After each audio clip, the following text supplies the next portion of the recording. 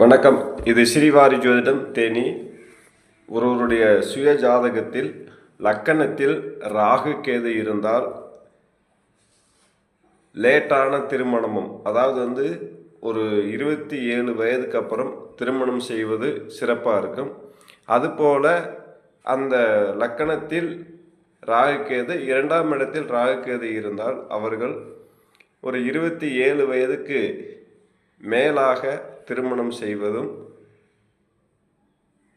முருகப்பெருமான் வழிபாடு பண்ணுவதும் சிறப்பை தரும் என்பதை சொல்ல முடியும். அப்போ ராகு கேது இருந்தால் லேட்டான திருமணம் பண்ணும்போது அவங்க குடும்ப வாழ்க்கை என்பது சிறப்பாக இருக்கும் அப்படின்னு சொல்லி ஜோதிட சாஸ்திரம் சொல்லுகிறது.